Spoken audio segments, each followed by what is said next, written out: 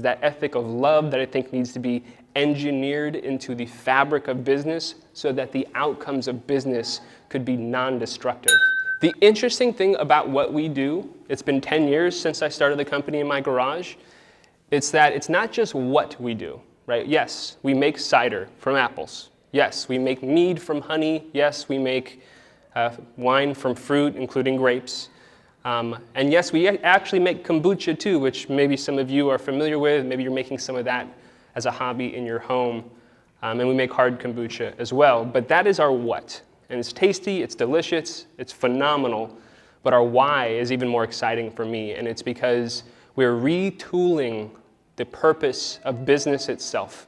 Normally, when people are in my position and they start a company, they think about how do you build your own personal wealth? How do you maybe one day sell that company? Because that's how you make the most amount of money. Because I didn't grow up with that type of ethic, and I'm a twin, and twins are really all about sharing. You don't have a choice when your mom says share that toy.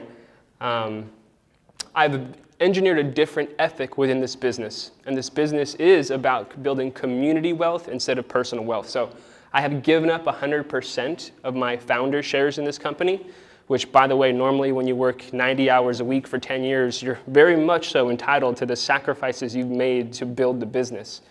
But I believe wholeheartedly that it is better to give than it is to receive. It is that ethic of love that I think needs to be engineered into the fabric of business so that the outcomes of business could be non-destructive. If everyone in here is as passionate as I am about nature and about plant life and the beauty of nature, we can't sit by and watch the rainforests being devastated and all these other things happening all over the world, because this is a beautiful world and we can't see it destroyed.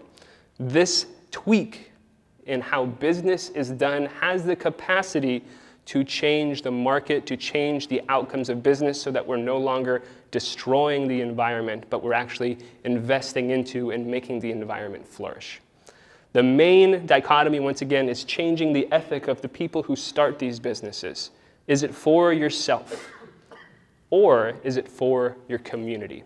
And that's the quick thing that I put out to you guys too, because that change cannot be accomplished without consumers choosing to prefer, with their voting power, with their dollars, companies who are doing right by the world instead of companies that are doing wrong by the world.